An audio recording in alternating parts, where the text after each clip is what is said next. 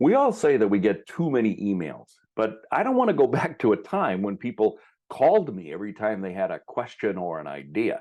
You see, I love it when people put their ideas in email, and when I receive it, I can read it, research it, and respond to it on my schedule. I find that my responses are more thoughtful than an impromptu conversation.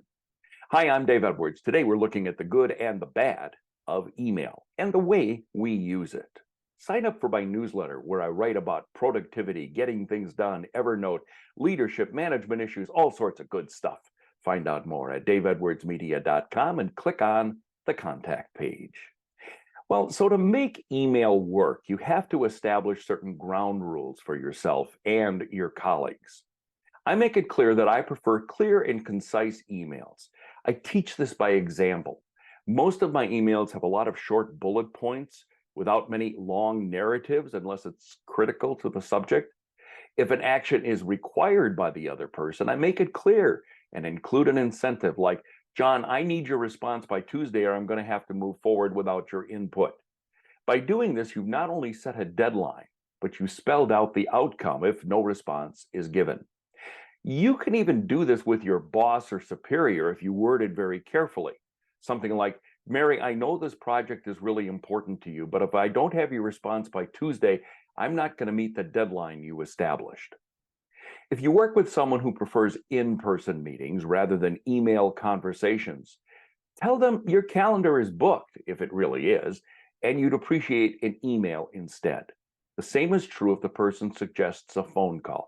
Protect your time. This is one reason why I like weekly status report meetings with my team members. We usually have much to resolve, and emails between those sessions will then suffice. Some other tricks to try. If looking for input, use the subject line to indicate the need. The name of the project, Project A, need your input before Friday. It's important to include the name of the project in the subject line, and that's an important attention grabber. Only cover one topic per email. This will help you keep a file of emails regarding particular projects, and it's less likely to overwhelm the person who receives it. If you receive an email from John, but you need to have Anne add her thoughts, make it clear in your email. John, I've added Anne to my email response as her view of the budget will be important. When sending an email, don't add those who may not need to be part of the conversation. When in doubt, don't copy. They're going to thank you. If you aren't sure, copy that person on the first email and add something like, Perry, I'm not sure if you want to be included in this email chain. Please let me know if you want to stay on the list or I won't include you in the future. Now, if you get a long and rambling email, use it as a training opportunity.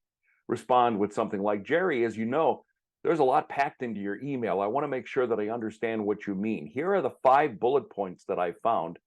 Please let me know if I've missed anything because I have so much to do. I work better from checklists so I don't miss anything. Thanks. If the subject is complicated, emails are not as good as a face-to-face discussion, but following these steps will help you manage emails more effectively. I'm Dave Edwards.